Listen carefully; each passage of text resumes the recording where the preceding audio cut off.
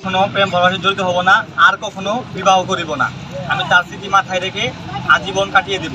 আর কখনো নারীকে কখনো বিশ্বাস করব না। বাস্তব ঘটনা বলছি, জামালপুরের একটি ঘটনা। ছেলেটার নাম হলো ঈশান মাহমুদ। নাম কি? 3 বছরের প্রেম। কয় বছর? 3 বছরের প্রেম। 3 বছরের প্রেম সম্পর্ক করে বিয়ে করলো। 11 দিনও টেকে নাই। 11 দিনের দিন ডিভোর্স দিয়ে চলে গেছে। কি প্রেম করো যুবক, 3 বছরের গ্যারান্টি 11 দিনে পাওয়া যায় না।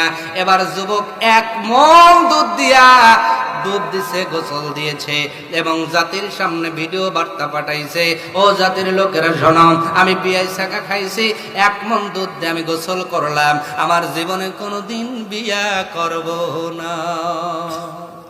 নাউজুবিল্লাহ যারা বলেন নাই পকেটে ভাই করে জোরে কর, আরো জোরে বলেন।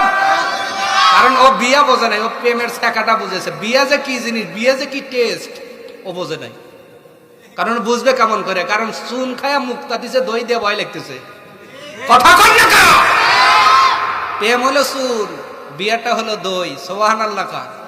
আজকে অনেক যুবক ওই দই খাওয়ার আগে চুন খায়া বিয়ে ভালো লাগে না। তোমার তো ভালো লাগবেই না, কারণ চুন খায়া মুক্তা দিছে। মা বাবার সম্মতি বিয়ে করো, ওই বিয়ের ভিতরে আল্লাহ ফাতেমা আলীর মতো মহাব্বত পয়দা করে দিবে। আর জোরে বলেন সুবহানাল্লাহ। যদি যুবক তোমার সামর্থ্য থাকে, মেয়ের সামনে গুনগুনায় না। যদি বুকে হেডাম থাকে, আর যদি কামার, যদি যোগ্যতা থাকে, মেয়ের বাবার কাছে প্রস্তাব দাও। এটা ইসলাম সাপোর্ট করে। যা বলো কাকা, ও চাচা, নিজে না পারলে হুজুরকে পাঠাইও, হুজুর একটু প্রস্তাবটা পাঠান না, ওই মেয়েটার একটু বিবাহ করতে চাই। বিয়ে করবে না, কারণ ও নিজেই এখনো বাপের কান্দে ঘা। এই জন্য খালি মিস কল পার্টি। কথা কর। আল্লাহ পাক এই সমস্ত থেকে আমাদের জন্য হেফাজত করে। সকলে বলেন আমিন।